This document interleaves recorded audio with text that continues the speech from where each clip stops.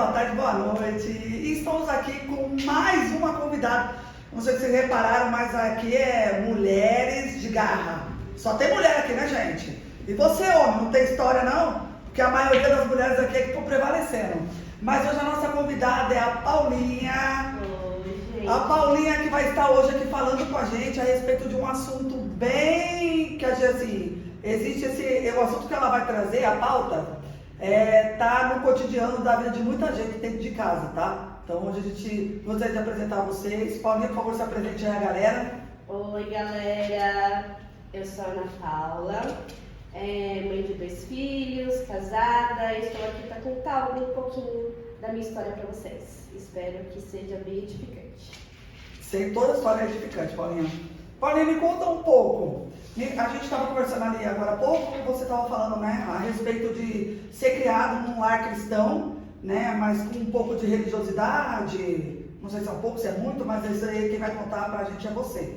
Então, você tá com a oportunidade, como o povo diz.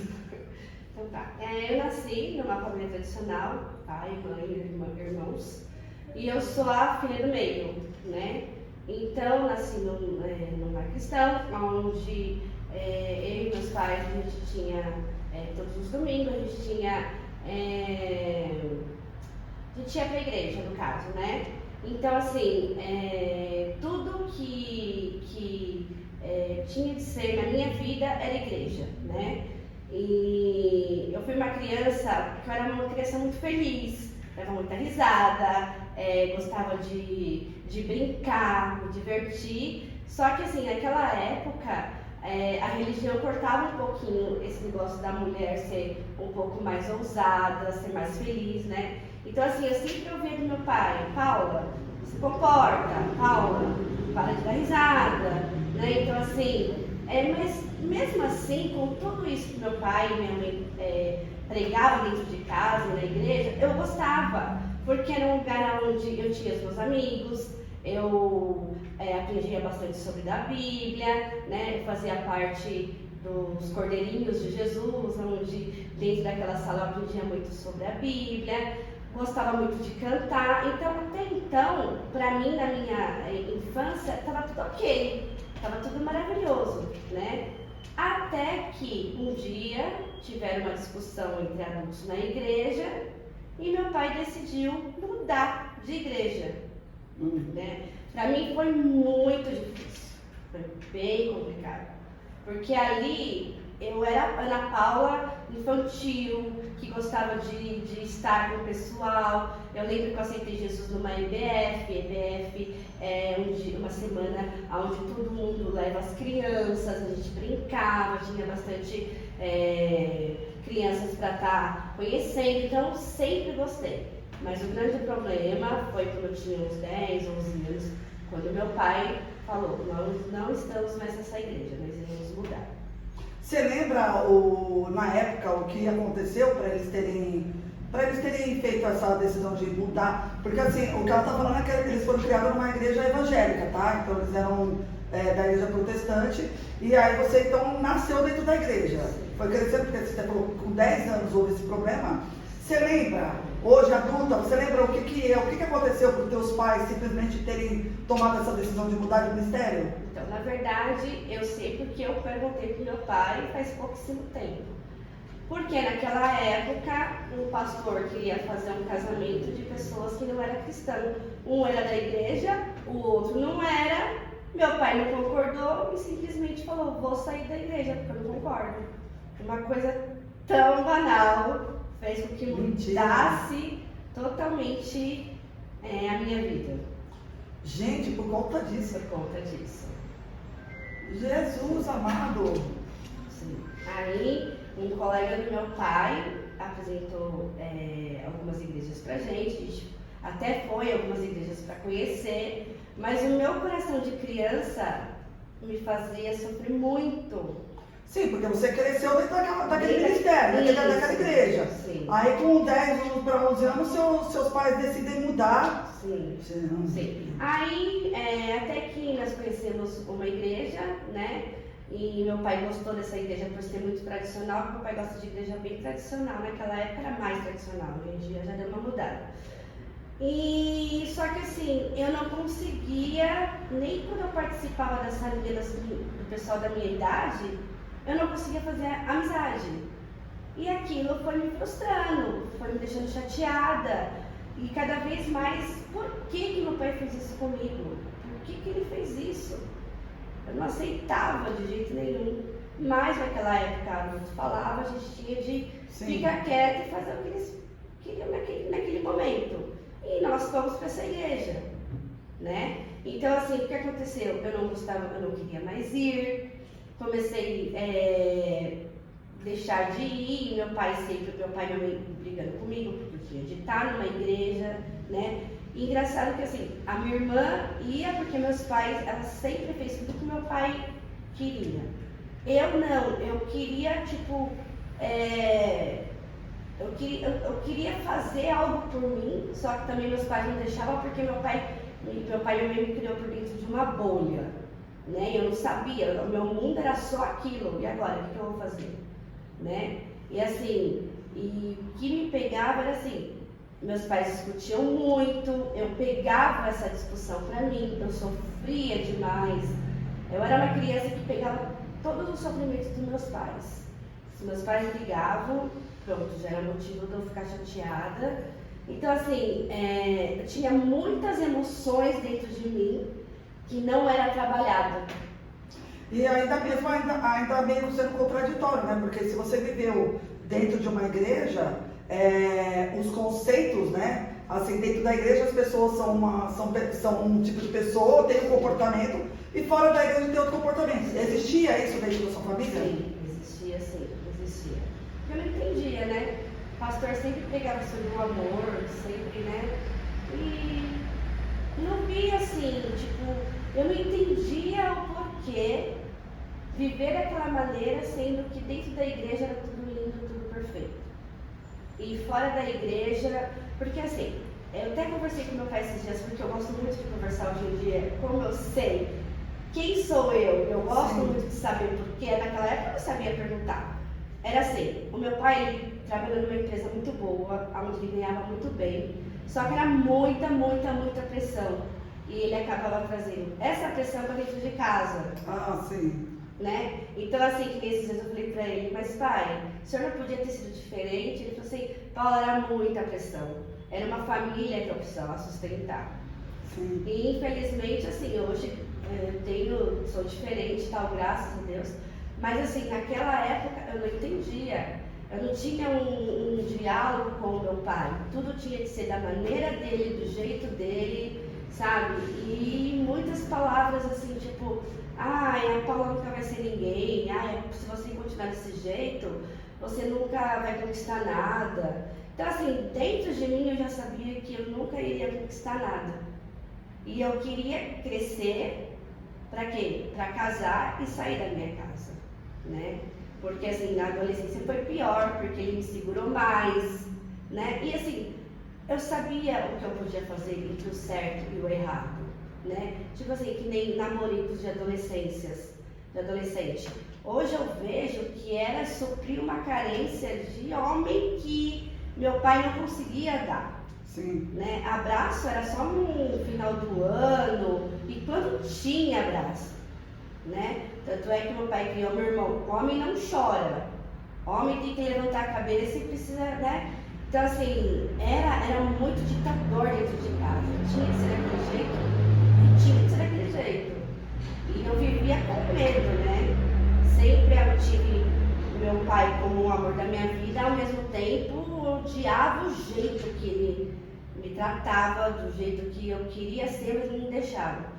Eu lembro uma vez assim que qualquer decisão que eu tomava era motivo de briga, né? Vamos supor, eu lembro uma época que todo mundo da 8ª série, todo mundo do grupo da 7ª série foi pra noite, e eu fui pra noite. O meu pai simplesmente foi lá na secretaria, fez eu mudar para a escola da tarde, porque eu não queria que eu estudasse à noite. Aquilo me deixou com muita raiva, porque eu estava conseguindo se socializar, eu estava conseguindo aprender mais. Meu pai vai lá, me tira, fui para uma sala onde eu não conhecia ninguém E eu lembro que no primeiro dia, a professora passando trabalho em grupo, que eu fiquei sozinha. Então, assim, era muita coisa para processar que eu não conseguia processar dentro de mim, entendeu? Eu sabia que eu tinha de lutar pelas minhas coisas, mas quando eu lutava, eu era cortada. Aí eu fui crescendo numa adolescência, e aí, com 18 anos, o que você vai fazer? Você não trabalhava nem nada, né? Aí, com 18 anos, meu pai falou, eu queria fazer, sempre quis fazer faculdade, assim, mas naquela época eu não tinha condição de fazer faculdade, senão eu ia me perder todinha, né? E fui trabalhar numa drogaria, trabalhei na drogaria durante uns 4 anos. Depois desses 4 anos eu conheci o Rodrigo e saí da drogaria. Sempre tive empregos assim, sabe? Mercado, drogaria. Nunca fui assim, tipo, firme no que eu queria. A minha irmã, meu pai já falava assim, Helena, você tem que estudar, você tem potencial. E ele sempre em mim, ele não via esse potencial. Ele sempre achava que eu ia ser uma pessoa que ia viver a minha vida. E por que você acha que ele pensava isso? Isso é uma certeza ou é um achismo seu? Eu acho que ele não acreditava em mim, ou não, de fato ele não acreditava. Eu sempre fui uma adolescente, sempre gostava de estar com colegas, sempre gostava de sair. Eu não me importava com o que ia acontecer comigo. A minha irmã já era um pouco mais centrada, porque ela já estudava, ela já gostava de ficar em casa, ela tinha as amizades dela, mas era uma amizade onde meus pais sabiam controlar. E eu não, eu gostava de brincar, eu gostava de correr, eu tinha muita vontade, assim, tinha muita energia. Só que eu não conseguia lidar com isso, né? Mas eu acho, hoje vendo, eu não estava pronta para uma faculdade. Se eu tivesse feito faculdade naquela época, eu tinha me perdido todinha, não estaria no caminho onde eu estou hoje. É porque você estava ansiosa para viver. E seus pais te poldavam, né? Porque realmente eu costumo falar que quando a pessoa é muito presa, e aí quando abre a porteira, se a pessoa não tem alguém ali que direciona, ela se perde no meio da vida. Né? Agora, porque ela ficou a vida inteira presa. Ela não foi ensinada a caminhar na vida, então aí você vai caminhando. Quando abre, ela sai descontrolada e realmente ela se perde mesmo.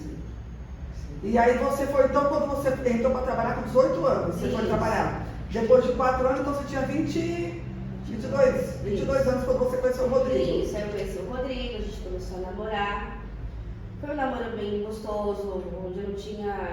Até então a sua família ainda ia para a igreja naquela época ainda, Paula? Então, sim, meu pai e minha mãe sempre foi da igreja, sempre foi. A minha irmã também casou, e ela também sempre foi da igreja. Meu irmão, ele deu uma afastada, até hoje ele deu uma afastada, assim, tá um pouco aí, perdido. Mas sempre foi da igreja, né? Sempre foi. Todos vocês foram criados lá e... Dentro da igreja, e assim, e igual você falou, era uma religiosidade, onde eu falava assim, mas por mais que eu ia, né, depois eu voltei, depois eu comecei a trabalhar, eu voltei, eu falava assim, é só isso, ir na igreja, ouvir a palavra, dar o dízimo, mas e aí, o que tem mais? Eu sempre me perguntava, o que tem mais? Eu não via o meu pai e minha mãe com esse a mais, eu não via a minha irmã com esse a mais, e eu falava, será que eu estou na igreja errada? Será que eu preciso continuar nessa igreja que até então era a igreja que meu pai colocou a gente e eu continuei. Sim. Que é a segundo ministério. Tanto é que eu fui conhecer alguém da igreja, entrar com o pessoal da igreja, porque eu comecei a namorar com um rapaz dentro da igreja. Ah, tá. Então esse rapaz me apresentou para a igreja toda. Aí eu já era molecona, já conheci todo mundo, né? E foi assim. E conheci o Rodrigo nessa igreja também. E a gente começou a namorar, e ele também era da o Rodrigo era da mesma igreja? Era da mesma igreja, tá. isso. Né? Porque eu imagino que seu pai não ia permitir que você namorasse um cara que fosse fora da igreja até então. Eu tive alguns namoricos fora da igreja, mas dentro de mim eu sentia, Paula, é só um namorico, não é isso pra você, né? Quando eu conheci o Rodrigo, até que quando a gente se conheceu, ele tinha terminado o namoro fazia 3 meses, ele nem queria namorar comigo. Eu que insisti, não sei, insisti, vamos lá, começamos a namorar. Então assim, ele também era da igreja, então pra mim tava tudo perfeito, né? Sim. Tava trabalhando, tava com um namorado, da Já fazia igreja, parte da comunidade da igreja. comunidade. E assim, sempre eu gostei de ter algum ministério dentro da igreja, eu sempre gostei de estar em algum ministério da igreja. Eu sempre gostei, na época eu gostava de ficar na recepção. Eu sempre gostei muito de gente, de estar com gente. E os meus pais nunca gostou de estar com gente. Sempre gostei de casa cheia, meus pais nunca gostou de casa cheia. Então totalmente eu era fora da casinha do padrão que meus pais queriam que eu fosse, né? E aí a gente namorou durante 6 anos. Foi um namoro super legal, meu sogro e minha sogra, sempre gostei deles. Não tinha problema no meu namoro. Só que eu queria muito casar, porque o meu intuito era casar e sair de casa. E na época a Márcia e o Toninho eram da igreja também? Sim, eles faziam parte da comunidade lá, de Santa Adélia, né? Não, mas não era, já eram católicos. Já era católico. O Rodrigo ia numa igreja evangélica com os pais católicos. Sim, o Rodrigo ia numa igreja evangélica, porque a ex-namorada dele era da igreja e levou ele. Entendi. Só que quando terminou o namoro, ela saiu da igreja e ele continuou. Permaneceu. E foi aí que uma colega em comum nossa apresentou a gente. É destino, né, gente? Destino. Sim. E nos apresentou, a gente começou a namorar. E foi um namoro que eu falei, bem tranquilo. Eu insistia muito, a gente tem que casar. E meu pai também, como o Rodrigo era uma pessoa muito boa, sempre foi uma pessoa muito boa, era na época assim, tipo, ele tava refazendo a firma, que tinha trocado sócio. Então eu peguei o Rodrigo bem assim, tipo, naquela. Conturbado. Bem, isso aí. E ele foi levantando e a gente foi vivendo. Até que em 2008 ele me pediu em casamento. Nós estávamos em Floripa, a gente levou um barco. Olha, que lindo. A gente ficou noivos, a gente estava com meus primos lá, foi muito legal. Aí começamos a fazer de tudo para casar, né? Compramos a nossa casa. E em 2000, dia 15 de 2010, a gente casou. Aí eu falei, agora eu tenho minha casa. Tem a minha geladeira, porque meu irmão gostava de comer as coisas que eu comprava, né? Viver em família é isso, né, gente? Família O meu marido ele tinha mania de tomar o Yakult da minha cunhada e jogava o copinho em cima do guarda-roupa, velho. Gente, era cada coisa. É mais ou menos isso. Aí a gente casou em 2010, só que assim, eu não fui tratada para casar. Do mesmo jeito que eu fui para o meu casamento, eu comecei a fazer o que meu pai e minha mãe me ensinou dentro da casa deles, eu comecei a refletir dentro da minha casa. Sim, fato. Né? Então, assim, vamos supor, se nos saía alguma coisa fora do que eu queria, eu gritava, eu brigava, eu discutia, eu não sabia ter aquela malícia, sabe? Paula, dá uma tranquilizada, não, né?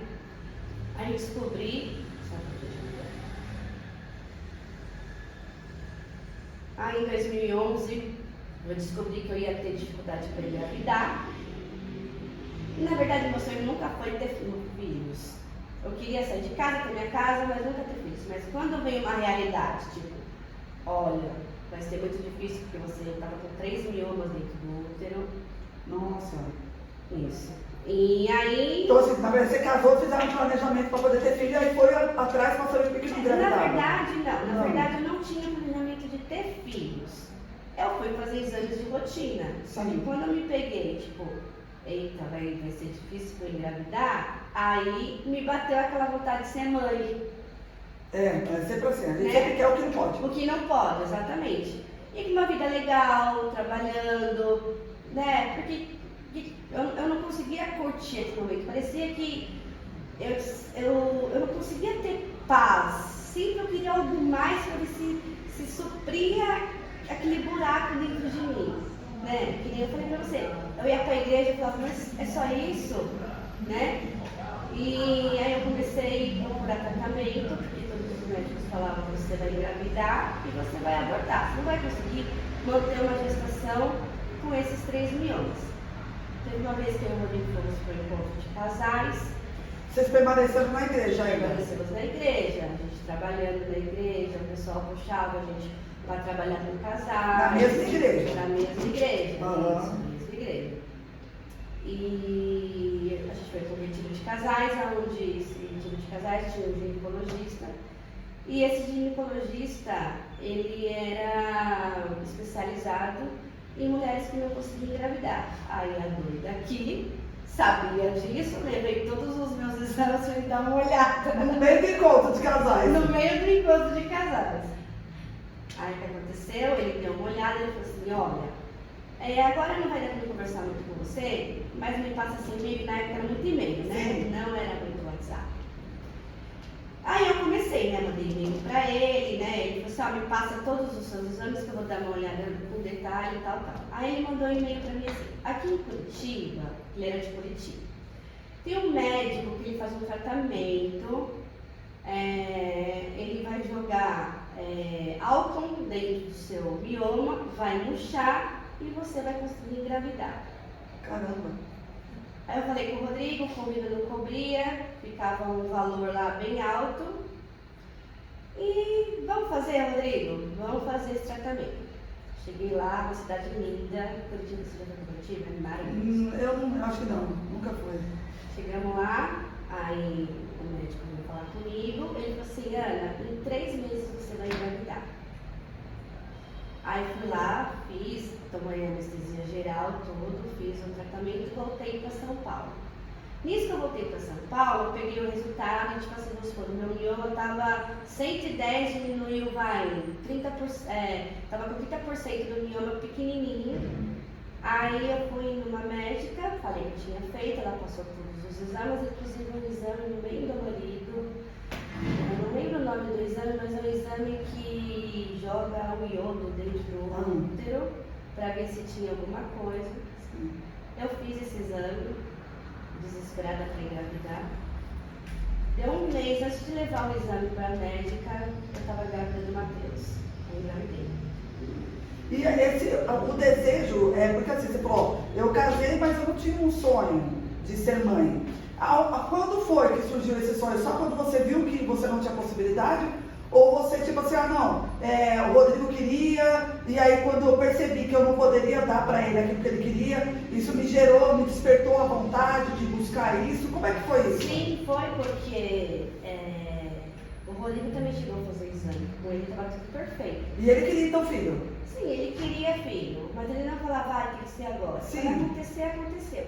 Mas me bateu um desespero, falei, nossa, será que eu nunca vou ser mãe? O desespero foi de mim. Só que depois, se eu fosse pensar hoje em dia, foi um desespero assim, será que ele vai continuar comigo se eu não conseguir ter filho? Eu acho que na época eu não consegui entender.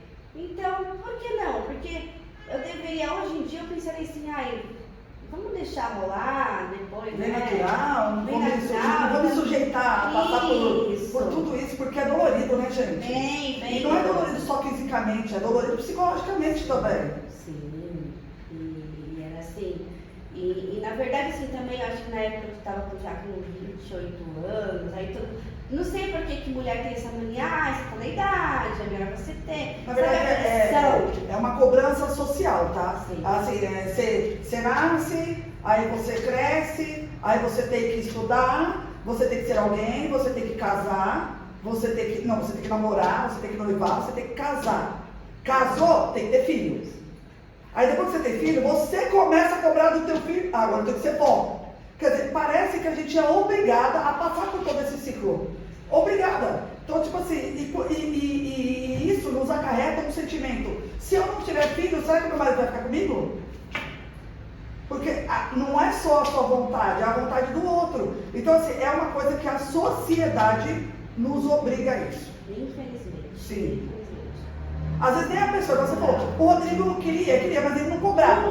Tá, mas você se sentia cobrado pela sociedade e por ele. Mesmo ele não te cobrando, porque fala, não, tá, toda mulher que casa tem filho. Se eu não tiver filho, será que ele vai permanecer comigo?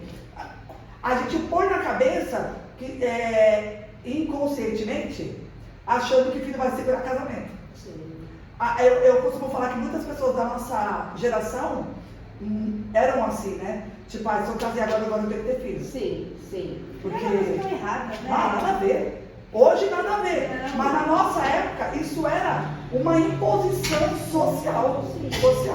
Sim. Mas assim, sabe, eu não sei, eu acho que é igual você falou, imposição social, você vê seus colegas já tendo filho, aí você parece que você tem medo de ficar para trás, gente, nada a ver isso, né? E eu acho que assim, com o casamento eu não consegui sentir aquele que eu achava que eu ia sentir, amada todos os dias. Eu vou ter um filho, quem sabe o filho vai me preencher esse buraco, né? Então assim, preencheu o buraco, todo mundo está tendo, todo mundo está me cobrando, e aí quando vai ter filho, você acabou de casar, como você vai ter filho? Né? Você falou, a nossa época era muito assim, né? E aí eu engravidei do Matheus, aí eu fui na médica, a médica falou assim, ó, vamos fazer o seguinte, nem se empolga muito com essa gestação, porque eu acho que você não vai segurar essa gestação. Então, vamos fazer os exames, mas assim, daqui 3 meses eu acho que você já perde. Mentira que ela falou assim. Falou dessa forma. E você, Rodrigo? Tipo, como que você reagiu? Eu não me apeguei. Não pegou a gestação? Não me apeguei no que ela falou. No que ela falou. O que ela falou, eu não me apeguei. Aí eu troquei de médica, porque eu falei, se ela não quer, se ela tá achando que não vai dar certo, por que eu vou continuar com uma médica dessa? Aí me falaram de um médico que tinha lá no Hospital Brasil, eu fui, e esse médico ele era muito grosso, mas ele era muito bom, sabe? Ele falava assim, ó, esquece que falaram pra você, você vai levar essa gestação e pronto, né? E só que aí, quando a gente tá grávida, a gente começa a sentir que o casamento não tá muito legal. Parece que vai mudando, parece que o marido não é mais aquele que você, ou a gente que está mudando, é muita informação, a gente que está mudando, é muita informação, sabe? Vai ser menino ou menina, como que vai ser o quarto, você vai dar conta, você vai parar de trabalhar, você vai continuar trabalhando. Você trabalhava com seu esposo ou você trabalhava com ele? Isso, trabalhava na firma com ele. Mas aí eu falei, Rodrigo, quando ganhar o Matheus, eu não começo a trabalhar. Errado, mulher, volto a trabalhar. Pelo amor de Deus. E aí, quando o Matheus veio, eu fui fazer uma ultrassom, o médico falou assim, olha, você está sem líquido, vai para o hospital que você vai ganhar seu filho hoje. O Matheus estava previsto para abril, mas ele nasceu dia 28 de março. Não tinha nada pronto, não tinha roupa pronta, não tinha nada, não tinha feito minha bolsa para ir para a maternidade. Né? Quando o Matheus nasceu, eu falei assim, Jesus, era isso. Eu comecei a me dar desespero. Gente, o meu quarto vivia gente, sabe? Era aquele momento que eu tinha de ter mãe e filho, amamentar. E é família indo lá, e é amigos indo lá. E eu, Senhor, como que vai ser? Sabe? Aí tudo você fica dolorido. Parece aquele amor que você tinha. Murcha. O povo tem maneira de romantizar, né? A maternidade, cara. Não é assim não. Pra mim também não foi assim não. Sim. Romântico não. Sim. Quando eu tava no hospital, que o Matheus nasceu, aí... Foi cesariana? Foi cesariana. Eu queria cesariana. Não. Deus me livre, pode falar. Eu não sou mulher moderna. Não gosto de sentir dor. E sofri, eu acho que o médico me falou algumas coisas na hora do parto que eu acho que eu sofri. Um abuso moral dele, né? Tem um tipo de abuso que fala, né? Que ele falou assim, nossa, mas essa criança resolveu nascer hoje, vou embora. Mentira, era o seu médico? Era meu médico. Meu Deus. Era no dia seguinte ia ser Páscoa. Aí, meu Deus, essa criança está sentada. E agora? Foi fórceps para tirar o Matheus.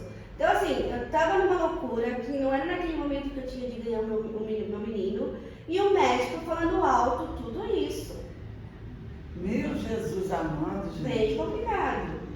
E aí, veio ele, foi pro quarto e tal, aquela loucura, gente entrando, gente saindo, aquele cheiro de flor, gente do céu, pra que leva esse flor? pra maternidade. Eu não gosto de flor. Então. Não, eu gosto de flor no campo, gente. Sim, Adoro a sim. natureza. Agora, não né? perca tempo mandando flores pra mim que eu detesto. Pois é. Aí começou, já saiu leite, e a enfermeira tentando me ensinar como que dá. E ele nasceu bem. Ele nasceu bem, mas ele ficou um dia na incubadora que nasceu amarelinho. Mas ele nasceu bem, graças a Deus. Se ele não tivesse nascido naquela época, poderia ter acontecido alguma coisa, porque o cordão umbilical já estava. Eu estava sem água, estava sem líquido e estava com o cordão já silêncio. E graças a Deus o Matheus nasceu bem e tal, mas quando eu fui para casa, meu Deus, eu me vi gorda, feia, com um monte de gente na minha casa, o Matheus chorando que queria mamar. Na hora que ele dormia, era um sossego pra mim. A minha mãe me ajudou só uns dias, né? Uns dias ela foi me ajudar. Durante o dia, assim, ela me ajudava bastante com a roupa, com a casa e tal. Mas o que me pegava era a visita. Porque o Rodrigo, pra ele, tava tudo normal, né? Sim, lógico. Teve um sábado que ele encheu a sala inteira com os meninos de videogame, jogando videogame. Né? E você lá na cama, com a criança? E aí as meninas também iam, porque também naquela época tinha amizade, eles jogavam videogame e as meninas. Mas assim, pra mim era tudo muito novo. Tudo Muito novo. muito assim, que eu falava assim, Senhor, o que eu fiz? Né? Cadê a coisa linda da maternidade? Hã? Gente, Eu procurava a coisa linda da da maternidade. Meu Deus do céu. Aí meu casamento já foi ficando um pouco mais, né, diferente, porque agora veio o Matheus. E eu não sei porquê, eu sentia, não sei se isso acontecia, mas parece que o homem sente um pouco de ciúmes por Sente. Quando o filho tá lá amamentando, de repente, agora não é só eu, agora é uma criança. E o Matheus era de ficar muito no peito, era uma hora acordando. Eu não tinha paciência, eu falava, Senhor, o que eu faço agora? E de vez as pessoas chegarem e falarem assim, Ana, olha, agora é assim, é normal, não tenha paciência. Não, você tem que dar conta. Você tem que dar conta, você tem que dar conta da sua casa, você tem que dar conta do seu filho, você tem que dar conta do seu marido, você tem que fazer isso, você tem que fazer aquilo. Porque a minha mãe sempre foi muito braçal, né? Então ela achava que eu tinha de ser daquele jeito, eu tinha de fazer. E eu não conseguia nem sozinha quando eu estava com o Rodrigo, imagina com uma criança. Sabe, a gente ia sair, tinha de arrumar toda aquela bolsa. Era blusinha, eu queria usar minhas roupas, só que só tinha de usar blusinha aberta. Acho que um monte de gente via meus peitos por aí, porque onde eu tava tinha de amamentar. E eu ficava com raiva, porque tudo pro Rodrigo, ele continuava a fazer tudo o que ele queria. Ele gostava de fazer trilha, ele queria sair, ele queria jogar videogame. Pra mim mudou tudo, sabe? Ninguém chegou em mim e falou assim, agora é esse tempo, Paula. É você, vai passar, a criança, né? vai passar, sabe? Aquele gorfo, aquele cheiro de gorfo. É desesperador. E assim, ninguém vai lá na sua casa pra falar assim, olha, faz isso. Não, você tem que fazer, você tem que acontecer, sabe? Você não teve uma orientação, né? Nada. Tipo, só chegava um mar cobrando, falando e ia embora, soltava a bomba e falou, tchau. Falou, tchau. O problema é seu. Nossa, mas por que você não lavou a roupinha dele? Por que você não fez isso? Sabe? E você não tinha ninguém, uma pessoa para te ajudar, uma diarista? Era minha mãe que me ajudava, mas ao mesmo tempo que era minha mãe, ela metia a boca, né? Sim. Né? A minha mãe, ela falava muita coisa que eu não precisava ouvir naquele momento.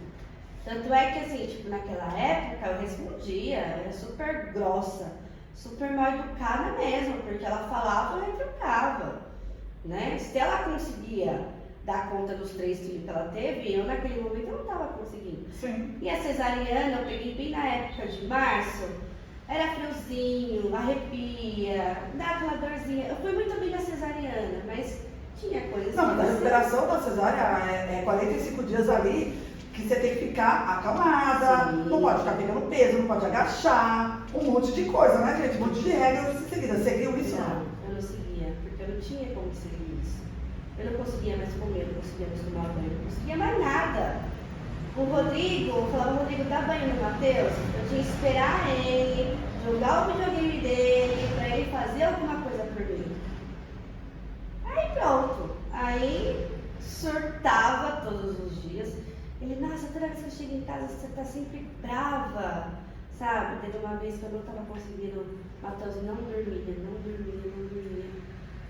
Eu falei assim, Rodrigo, eu não aguento mais. Não aguento mais. Tava muito bravo, ele tomou o nenê de mim, falou, vai descansar. Mas assim, não era mais aquele descansar, pra gente entender, eu tenho mais aquele negócio de descansar. Então assim, a primeira experiência não foi muito legal com a criança, mas gostava de ficar postando fotinho de Facebook, porque Facebook é tudo maravilhoso, né? Ah, é? Um bebê lindo, uma ótima mãe, eu tô sendo um exemplo de mãe, imagina. Eu tava sendo uma péssima mãe, no meu tempo, sabe? Não gostava de ficar segurando ele, queria muito colo. Era colo. Menina, a minha vida fez assim, ó. Virou um furacão. E o buraco? Continuava lá. Continuava lá. Eu falei assim, e agora? Ele não supriu, né? Não supriu aquele buraco, o casamento indo pras concunhas e... É porque lidar com tudo isso é muito difícil, né? Eu falo assim que a criança, ela vem para abençoar ou amaldiçoar o seu casamento. E não por culpa dela, tá? Não. É por uma culpa nossa, de não saber entender. Mas eu sempre falo isso, eu falo, olha, a criança ela veio para poder trazer bênção para o seu casamento, ou ela vem para poder destruir o teu casamento. Sim. Sempre vai depender de como é o nosso comportamento. Não é da criança. A criança, ela não pediu para vir. Você decidiu ter. Mas quando eles vêm, a gente fica numa situação, porque o nosso psicológico é abalado, por conta do nosso físico, por conta do cotidiano que a gente tem que viver, muitas coisas. Eu falo, cara, a mãe, ela não vem com manual. Você não tem um manual de como ser mãe. E você não sabe se você está fazendo o certo ou errado. Né? E as pessoas que estão à volta, muitas vezes, em vez de chegar lá e dar um apoio moral, elas vão ali falando para você, não, mas tem que fazer aquilo, mas como eu faço? Então me ensina como fazer, porque eu não sei. A gente não. Aí o a fala assim, mas quando a criança nasce uma mãe. Não, eu acho que quando a criança nasce um amor que a gente não sabe explicar. E que muitas vezes a gente nem sabe se é amor. Sim. Não sabe se é amor. Porque eu passei um bom tempo da minha vida sem entender com o meu primeiro filho se eu o amava. Eu falo, gente, porque as pessoas têm uma mania de romantizar, Sim. ou se não postar fotos falando, né? E aí a gente olha aquilo e fala, nossa, uau, que amor é esse? Aí você olha para o teu filho e fala, Jesus, mas será que é real? Como que é isso? Exatamente. Então assim, cara, eu também passei por uma fase assim bem difícil. Por conta das pessoas romantizarem. E olha que na nossa época era Facebook. Sim. Né? Na verdade, eu acho que o Facebook ele nasceu depois do meu filho ter nascido. Ele nasceu meados a 2010, 2009 a 2010. Meu filho nasceu em 2008, quando você estava casando. Sim. Então, tipo assim, só que então eu fico imaginando hoje, se na nossa época lá eu não participava ainda do Facebook, eu demorei pra caramba pra entrar no Facebook, mas eu fico imaginando as mães de hoje, Sim. olhando no Instagram, né? Que tudo se posta. E aí olhando e falando, e passando pelo que a gente passou, e olhando as outras mães, uau! Todas bonitas, postando filho. Chapada. Que já saiu hoje da maternidade chapada. Ai, gente. É o outro Borogodó, cara. E aí eu fico imaginando como que é o psicológico dessas mães de hoje em dia. Sim. Cara, é difícil. Então me conta, e continua aí. Aí tá, aí chegou o primeiro final de ano, onde a gente ia pra praia com a família inteira, ia no cidade, o Matheus acordava cedo, e aquele som, você sabe que o seu professor gosta da Sim. música. Aí outra tá viajando, Tá viajando e tal, assim, o que eu tô fazendo aqui? A minha vontade era estar em casa quietinha. Mas é final do ano, né? Final do ano a gente precisa comemorar, a gente precisa estar em família, tal, né? Eu passei muitos finais de ano, assim, com meus filhos, assim, que eu falava, o que eu tô fazendo aqui? Por que que tem que ser uma data que tem que comemorar, sabe? Aí tá, aí passou 2013, foi para 2014, eu com todos esses conflitos, o Matheus, eu não trabalhava mais, eu não tinha mais rotina, não, né? De vez em quando eu marcava um médico para mim ficar com o neném, para mim pelo menos sair. Meu Deus, mas não ficava ninguém com a criança, pra você ter um pouco de paz? Ninguém ficou. Meu Deus. Sempre fiquei com o Matheus, porque a Paula não trabalhava, então a Paula não precisa de ajuda, né? E você não voltou a trabalhar, ficou lá. Como é que faz? Com esse conflito todo, como é que volta a trabalhar? Exatamente. Aí, quando o Matheus estava com um ano,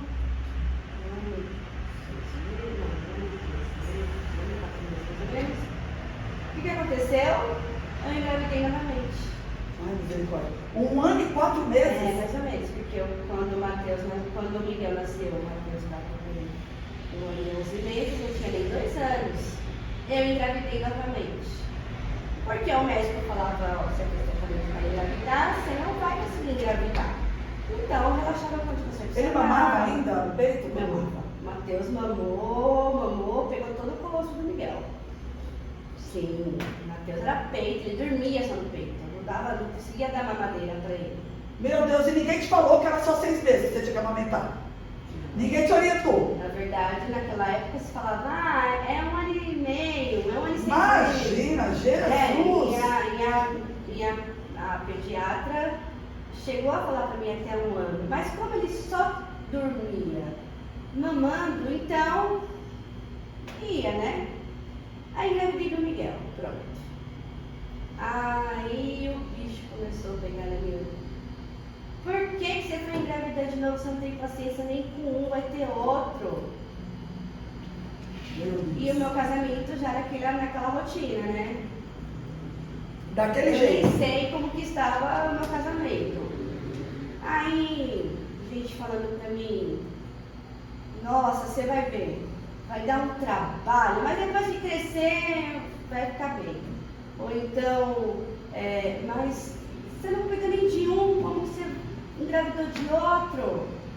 Nossa, Ana, você, tipo assim, as palavras idas para vocês, desde criança para você, né?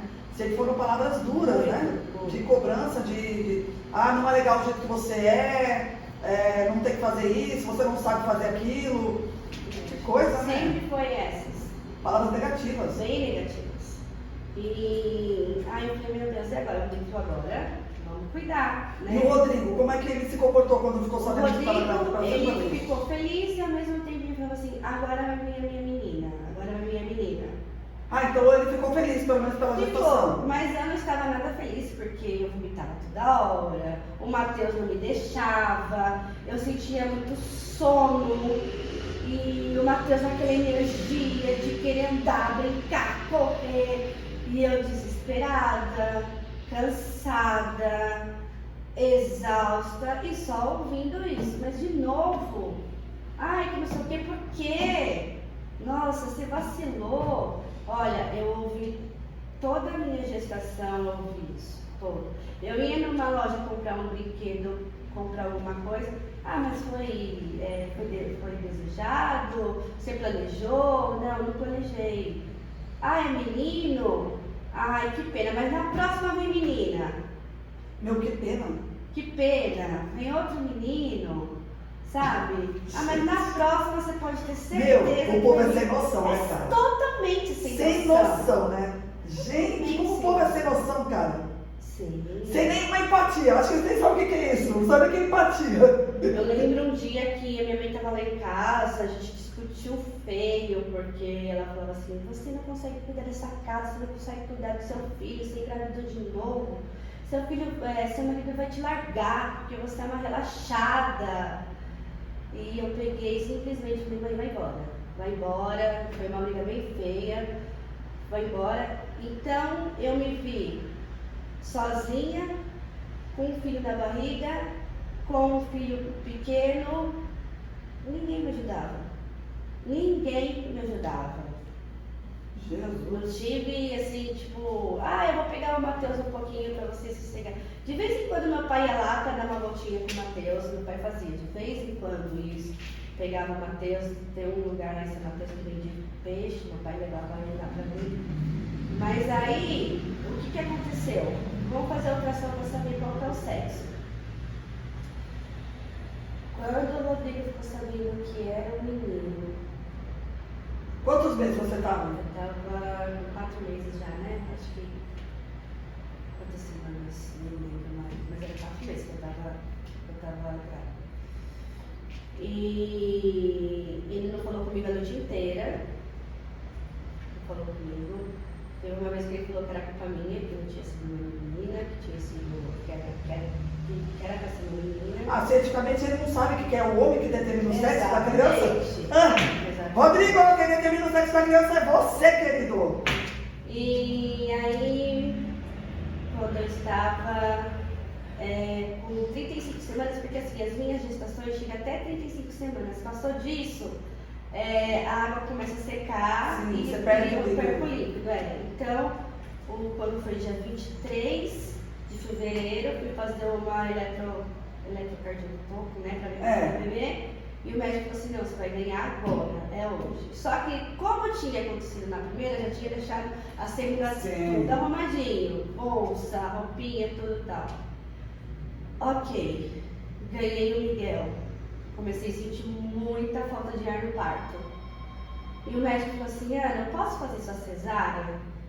Aí eu falei assim, por mim sim. Rodrigo, você me autoriza a fazer uma cesárea, uma laqueadura? Uma cesárea não, cesárea eu fiz. Aí o Rodrigo falou assim, não. E eu amarrada, né, falei, Rodrigo, pelo amor de Deus, deixa de fazer a laqueadura. Porque até então, era todo esse tempo, Rodrigo, deixa eu fazer a laqueadura, deixa eu fazer a laqueadura. Naquela época eu tinha de ter assinatura do marido. O marido seu e não, tem que ter o consentimento dos dois. Aí não, o médico foi lá, me fechou e eu comecei a passar muito mal. Fui pro quarto e eu chamei a enfermeira, né? Eu não deixei ninguém, falei, Rodrigo, eu não quero ninguém aqui, porque na primeira ele levou a família inteira. Na segunda eu falei assim, Rodrigo, eu não quero ninguém aqui. E naquela época eu tinha convênio e era o quarto junto com outra pessoa, né? Não era enfermaria. Aí eu olhei e falei assim, Dulce, só você pode ficar, porque eu não posso ficar. Aí minha mãe falou que não ia ficar. Ela falou, eu não consigo dormir no hospital, não ia ficar. Aí tá, foi todo mundo embora, na madrugada eu comecei a passar muito mal. Ficou sozinha? Fiquei sozinha junto com uma moça, que tinha acabado de ganhar nele também. Comecei a passar mal, chamei a enfermeira. Aí daqui a pouco a enfermeira veio e trouxe uma médica. A médica olhou assim e falou assim, mãezinha, vamos parar de frescura. Você acabou de ganhar nenê, você tá com emoção do parto, tá tudo aqui com você. E eu assim, ó,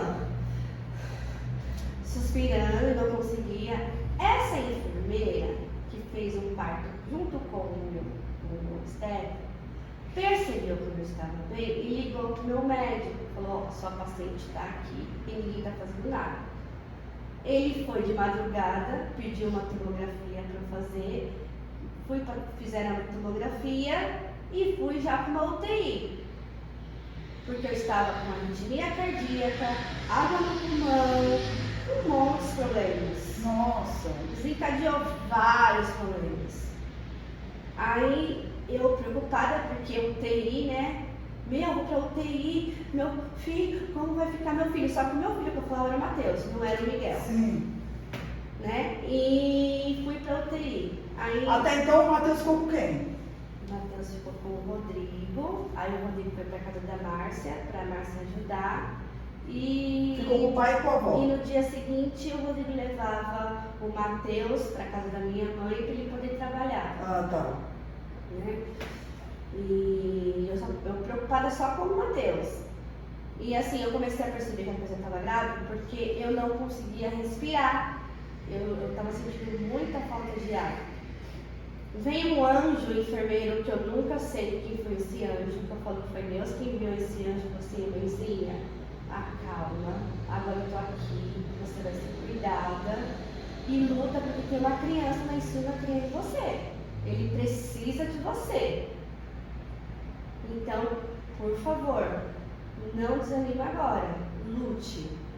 Só que esse enfermeiro nunca mais apareceu. Nossa, então tipo, bem sério foi mesmo o negócio. Foi. No dia seguinte, o Rodrigo apareceu, o Toninho apareceu, eles ficaram desesperados porque o médico falou assim, olha, é bem grave. Vai ser difícil reanimar, porque tá bem difícil. Veio um cardiologista conversar comigo e ele me deu a maior bronca, que ele falou que eu tinha fumado a gravidez inteira, que meu pulmão estava como se eu tivesse fumado a gravidez inteira. E eu falei, eu nunca coloquei um cigarro na minha boca. Ele, larga de ser mentirosa, toda mãe fala a mesma coisa. Você fumou sim. O seu. Tá parecendo. O seu pulmão tá todo preto, de cigarro mesmo. E eu, naquela, né, se fosse hoje em dia, eu falava, doutora, tem o que o senhor quiser. Tô falando aqui no. Beleza. Aí veio uma psicóloga conversar comigo, uma psicóloga muito simpática, porque até então eles queriam que eu visse o Miguel, mas eu não queria ver o Miguel. Você não tem? Eu não tenho. E aí começou a dar bastante medicações bem fortes, injeções. Aí, tipo, isso foi na terça. Na quarta-feira, o médico foi conversar com o Rodrigo e falou que eu estava respondendo muito bem a medicação, né? E foi um processo, eu fiquei uma semana na UTI. E nessa uma semana na UTI eu vi de tudo, né? Gente morrendo, gente saindo, e eu falava, quando que eu vou sair? Eu não aguentava mais, eu era muito fraca. Todo dia um frio na barriga, né? Aí eu teve uma noite que eu falei assim, eu não aguento mais, eu quero sair daqui, eu não aguento mais, me tirem daqui. E eu queria tirar todos os negócios que estavam em mim. Foram lá e me deram um sossega-leão. Eu dormi a noite inteira, né? Passou mais uma noite, eu acho que me deram um sossega-leão, passei. E no dia seguinte eu tive, vamos supor, isso foi no final de semana, na segunda-feira eu acordei e falei, olha, você vai para um quarto porque você já está melhorando. Até então, graças a Deus, estava dentro de um quarto, né? Fui ver o Miguel, mas eu não aguentava segurar ele, ele era muito pequenininho. Eu olhava para ele e falava assim, eu não quero esse filho. Por que isso está acontecendo comigo? E fui pro quarto, comecei a entender ali que não tinha mais jeito, que eu tinha de cuidar dele. A cardiologista veio no quarto, veio outra cardiologista, ela falou assim, ó, foi algo muito grave, seu coração está inchado, nunca mais ele vai voltar a ser normal. Quando você sair da maternidade, você vem passar comigo, que você vai começar a fazer um tratamento e tal, e pode amamentar. Só que meu coração, assim, como eu fiquei envolvido tomando um monte de droga, e eu vou amamentar meu filho. Eu falei, não, eu não vou amamentar ele. Não vou amamentar, saí do hospital, fraca. Nossa, eu lembro que eu saí bem fraca, tava comida de hospital todos os dias. Não, e você também ficou muito tempo na UTI, né, cara? Então, tomando medicações fortes, sendo monitorada o tempo todo, monitorada, as pessoas iam me visitar assim, sabe com cara de dó, tipo, ai, será que ela vai sair? Sabe aquelas caras assim? Mas graças a Deus eu saí. Eu sempre tive uma avó muito de fé, ela foi me visitar, ela orou por mim. Minha avó sempre foi de orar muito pelos netos. E consegui sair, graças a Deus. Mas e aí? Era a Ana Paula, com 2 filhos, um casamento que estavam na porcaria. E aí? O que você vai fazer? Gente, eu quase surto. Imagino. Eu quase surto. Porque aí o meu casamento começou a piorar de vez mesmo, porque eu surtava todos os dias. E o Rodrigo, assim, eu acho que ele não tinha uma sabedoria de calma, Paulo, tô aqui, vamos junto, né? Porque é forma aprendida. Sim, a gente aprende que tudo isso que a gente passa hoje é aprendido. O Rodrigo aprendeu que a mulher que cuida, a mulher que provê, a mulher que faz. Eu aprendi tudo isso, mas eu não sabia, porque na prática, na técnica, tudo lindo e maravilhoso. Ah, sim. E na prática, né? É outra coisa. Aí sim, quando passando por todo esse sufoco, eu não conseguia mais me cuidar, eu não conseguia mais fazer nada. Aí o meu casamento foi ao fundo mesmo. Aí eu vi que eu tava assim, e aquele buraco continuava, porque eu já estava com 2 filhos, casada, todo mundo falando o que eu tinha de fazer, mas ninguém me ensinava o que eu tinha de fazer, e eu também acho que nem tinha vontade de aprender, porque eu me perguntava todos os dias, o que eu fiz na minha vida. Não era isso. Esse não era meus planos. Meus planos eram casar e ser feliz. Eu não estou feliz. Eu não estou feliz. E um dia eu entrei dentro do quarto dos meninos, o Matheus estava acho que o Matheus já estava com 3 anos, isso, o Matheus estava com 3 anos e o Miguel estava com 1 aninho. Eu entrei dentro do meu quarto, no quarto dos meninos, eu ajoelhei e falei assim, Deus, Tu sabes tudo o que está acontecendo na minha vida e a visão que eu acho que está acontecendo, só o Senhor sabe. Então, se estiver acontecendo isso que eu estou pensando, que o Senhor dá um jeito de mudar essa história. E o inimigo falava assim, não vai mudar, você já é minha. E eu orando, chorando, falando para Deus o que eu faço, que eu estava no desespero. E os meninos nessa época estavam na escolinha, os dois na escolinha. Miguel desde 1 aninho já foi para a escolinha, eu tinha de ter um tempo só eu. Sim. Né? E eu fiz uma oração assim para Deus com tanta sinceridade. Sabe se é aquela cerimônia que você fala, Senhor, eu não aguento mais, me ajuda, faz o que tem que fazer, porque eu não sei mais o que fazer. Levantei o diabo tentando falar, você é minha, você não vai conseguir isso que você quer. Na hora que eu saio do quarto dos meninos, eu sinto o Espírito Santo falando assim comigo, filha, caminha comigo porque eu vou te ajudar. Caminha no deserto comigo. Eu falei assim, caminho, Senhor. Aí ele falou assim, não vai ser fácil. Não vai ser fácil. Mas você quer o Espírito Santo queimando dentro do meu coração. Foi a primeira vez que eu senti o Espírito Santo falando comigo de uma forma onde eu entendia o que ele queria falar comigo. Sua primeira experiência, né? Minha primeira experiência foi ali, do Espírito Santo falando comigo. Val, Deus me colocava em situações, vamos supor, Ele fazia lembrar uma situação onde eu tinha magoado uma pessoa, peça perdão para essa pessoa. Eu ia lá e pedia perdão. Agora, Deus me colocava em situações que eu lembrava e assim, Ele começou a mudar totalmente a minha rotina, mas eu continuava, meu casamento daquele jeito, Até que uma prima minha, um dia eu falei com a minha prima, eu falei assim, eu não estou bem no meu casamento e eu fui convidada para participar de um encontro de casais, que era um ECC que tinha na Igreja Batista do Jardim do Estádio, aqui onde eu estou. Falei assim, olha, a última coisa que eu vou fazer é esse encontro de casais. Não sei se você já participou de um ECC cristão. Já. Né? Não podemos falar o que acontece lá. Sim. Mas ele trabalha todo o casamento. E o que eu fiz o Casados para Sempre. Eu fiz, durante 1 ano eu e meu marido a gente fez o Casados para Sempre. Sim. E esse ECC, eu que me inscrevi. O Rodrigo só foi. Então, assim, eu falei, Senhor, seja a sua vontade, e fui. Ficamos aquele final de semana muito gostoso, maravilhoso. Eu falei, agora vai ser diferente. Só que pra mim era diferente, com o Rodrigo não.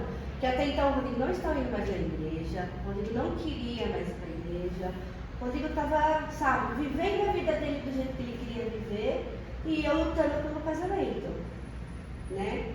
E eu tinha minha irmã também que me ajudava muito. Aquela ali foi mulher de chegar, Paula, olha, vamos fazer isso.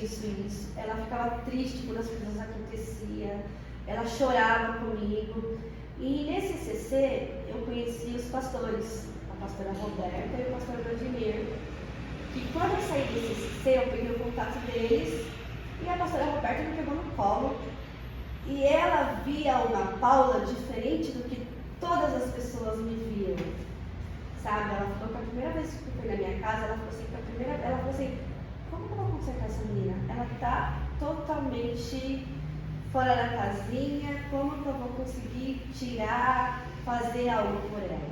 Eu saí dessa igreja que meus pais me colocaram e fui para a igreja da pastora Roberta, do pastor Vladimir, que é a Igreja Batista do Jardim do Estádio, na época do Jardim do Estádio.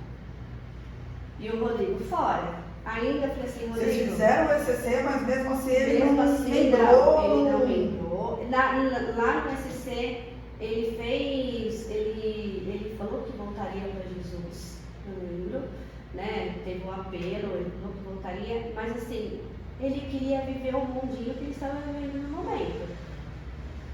E quando eu fiz aquela oração para Deus mudar a minha história, eu fiz um pedido muito especial para Deus. Eu falei para Deus assim, Senhor, tira todas aquelas pessoas que estão fazendo mal com a gente. Sabe? Eu falei assim, Senhor, tira que eu não quero mais essas pessoas perto de mim. Menina, deu um mês, teve um casal que ele chegou e falou assim, fulano e ciclano vai mudar para outro país. Aí eu, oi? Será? Aí a gente começa a duvidar, né? Será que realmente é uma coisa que eu quero, ou Deus está trabalhando? Enfim, oi?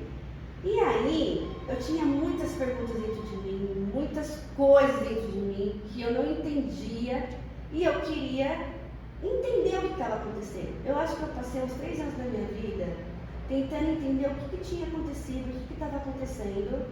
Só que Deus estava me tratando primeiro, Sim, de uma forma que dói, estava me tirando totalmente da zona de conforto.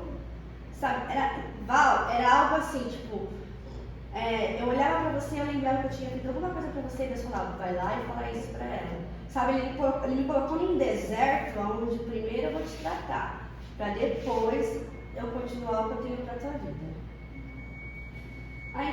Aí chegou 2019, um dia em 2019, eu levantei, ia levar as crianças pra escola, eu falei assim, Paula, eu vou levar as crianças pra escola, prepare o café da manhã que a gente precisa conversar. Aí eu falei assim, Senhor, será que a resposta que eu tanto queria hoje vai acontecer? Exatamente. Ele chegou, a gente conversou, a gente se entendeu. Vamos fazer nosso casamento valer a pena, sabe? Eu também estava errado, ele pediu desculpa de muitas coisas, eu pedi desculpa de muitas coisas para ele. Aí as coisas foi fluindo, foi acontecendo, as coisas foi se abrindo pra gente. Val, todas as amizades que eu tinha aqui, Deus tirou e Ele deu outras amizades pra gente. outra ambiência, né? Outra coisa, e o Rodrigo começou a ir na igreja. Porque teve uma vez que eu falei assim, vamos trocar que a gente vai na igreja. O Matheus falou assim, eu só vou se o pai for. O Rodrigo se sentiu na obrigação de ir. Então, eu falei, opa. E assim, não é um mudar de fora para dentro, é um mudar de dentro para fora. O Espírito Santo te conduzir de uma forma assim que você fala assim, uau, eu me permiti isso, eu fui atrás disso, mas o buraco ainda estava lá dentro, mas eu estava vivendo o sobrenatural de Deus. Comecei nessa igreja, comecei a trabalhar em alguns ministérios, né? As crianças também começaram a se envolver, só que veio a pandemia. A pandemia a gente ficou mais tempo em casa. Sim. Só que para muitas pessoas a pandemia veio para destruir o lar, porque ficou muito tempo. Não. Ali foi um tratar entre família, entre eu, o Rodrigo, o Matheus e o Miguel. Teve uma vez que o Rodrigo chegou no Miguel, ajoelhou e falou assim, filho, o papai queria uma menina, mas eu e o menino não. E eu quero te pedir desculpa. Ai, que lindo. Né? Foi uma coisa muito linda. A partir que o Rodrigo fez isso, o Miguel mudou com ele. O Miguel era o pai, era isso, porque até então o Miguel não tinha muito pai. Sim. E também porque a gente não sabia que ele era autista, então algumas diferenças eu via com o Miguel quando era pequenininho, né? Então assim, e Deus tratando, aí a pandemia veio para fortificar a nossa família. Passou a pandemia, a gente começou nos processos porque as crianças não conseguiam se alfabetizar na época, né? Sim. E eu trabalhando com o Matheus e com o Miguel, a gente colocou eles numa escola lá no São Mateus, no Colégio Satélite. O Matheus está super bem no colégio, o Miguel ainda está naquele processo de escola e tal. E eu falei, eu vou voltar a estudar. Eu vou realizar meu sonho. Né? O Rodrigo falava que sempre quando os meninos tivesse uma idade de eu voltar para a empresa. Eu falava, não quero voltar para a empresa, eu quero fazer algo por mim. E eu me inscrevi na faculdade e falei assim, Senhor, olha, é assim, o Senhor vai me ajudar, se for para dar certo eu vou me inscrever na faculdade, o Senhor já vai preparando o grupo que eu vou ficar na faculdade e eu quero que o Senhor me use dentro da faculdade para alguma coisa. Aí eu lembro que a gente começou online, porque né, foi bem no finalzinho da pandemia e tal. No terceiro semestre a gente começou a ir presencial e tinha muitos adolescentes muito carentes. Muito. Onde eu comecei a abraçar esses adolescentes. Eu comecei a se envolver com esses adolescentes de uma forma que hoje eu sou considerada a mãezona deles. Você estuda de manhã? Estudo à noite. Ah, você estuda à noite. Você faz o quê? Eu estou fazendo, agora eu fui para o 7º semestre de psicologia. Ah, que legal. Né? E estou super realizada. Eu consegui que o meu casamento voltasse a ser do jeito que eu queria que fosse. Aquele vazio, Deus preencheu de uma forma que, por mais que muitos cientistas, muitos filósofos estudam toda a mente humana, eu acredito que tem um lugar ali no coração que só Deus preenche. Sim. Né? E ajudei muito uma colega minha que ela ficou grávida, bem novinha, ela era casada, ela ficou grávida. Eu dei todo o apoio para ela, olha, você vai ganhar um nenê, tenha um momento com o seu nenê, não deixa gente visitar, trabalhei com ela, todo aquele perpério que ela precisava, adolescentes que nunca tinha recebido um abraço. Nossa, Ana, eu não gosto de abraçar ninguém, mas o seu abraço é diferente. E eu falo, esse abraço, quando você me abraçar, você está sentindo Jesus. Né? Então, assim, Deus mudou totalmente a minha história. Tive a oportunidade de uma pregação ouvir e perdoar meu pai, porque eu sabia que era a melhor forma que era para ele estar me educando, era daquela forma. Sim. Hoje eu amo meu pai assim, de uma maneira super surreal. Abraço meu pai, beijo meu pai. Porque lá na igreja, em qualquer lugar eu chego, abraço. Só que eu queria fazer isso com meu pai também. Faço isso com os meus filhos. Na faculdade, respeito meus professores, por mais que eles dão vontade de desganar, mas respeito. Tenho uma colega que anda caminhando comigo, eu quero muito que ela cresça. Então, assim, Deus começou a me mostrar quem que Ele queria na minha vida, quem Ele queria que saísse da minha vida e quem Ele quer perto de mim e quem eu vou ajudar.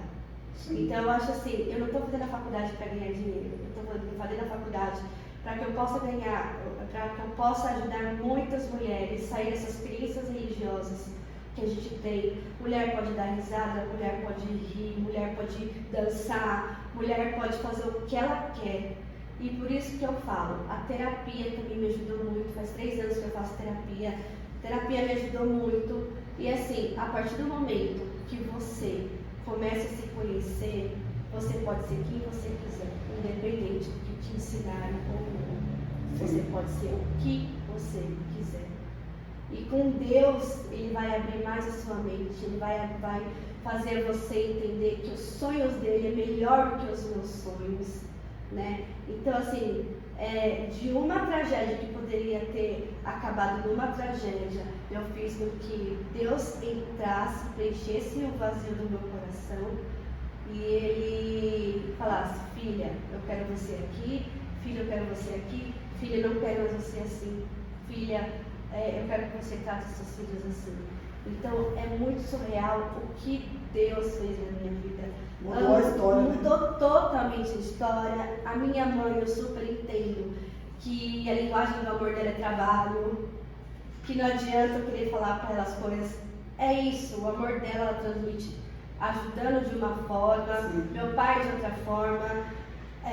Casei com uma pessoa muito calada, onde eu entendi quem que era o Rodrigo na minha vida, eu entendi quem que é o Matheus na minha vida, eu entendi quem que é o Miguel na minha vida, eu entendi quem sou eu na minha vida. Na verdade, eu costumo falar o seguinte, né?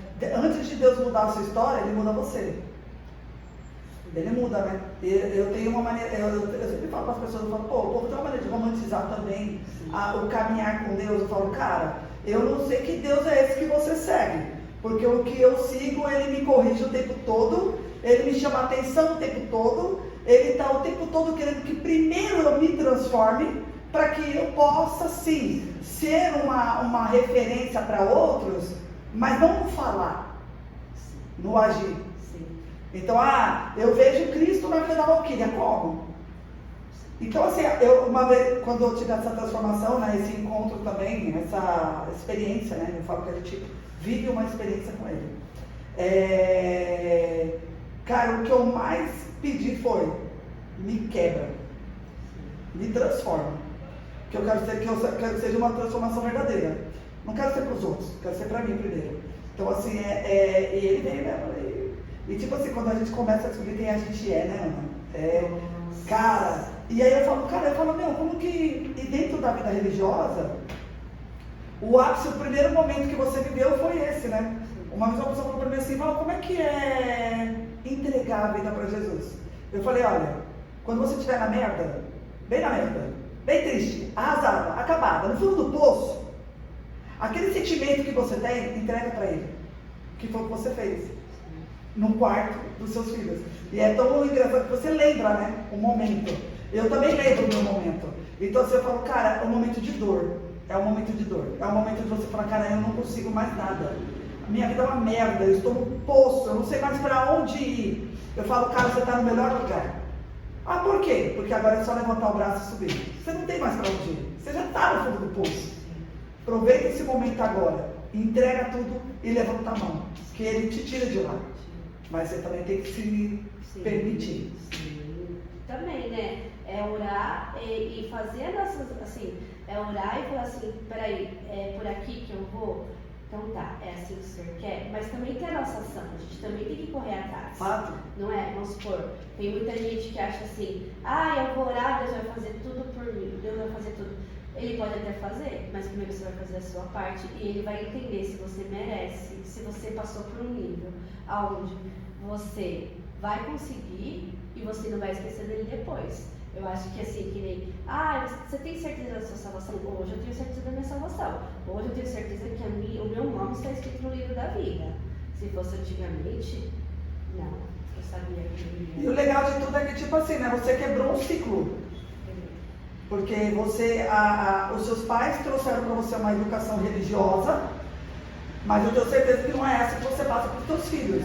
E mesmo assim você continua na caminhada com a comunidade. É importante a gente ter uma caminhada com a comunidade, para a comunidade ver quem é a Paula hoje. Quem é a Paula hoje? Olha o que Deus fez na vida da Paula. E não financeiramente, mas estrutura psicológica e visível familiar. Isso é surreal, né, cara? É muito lindo da gente ver. Então eu sempre falo pro meu filho, filho, a gente tem que estar na comunidade.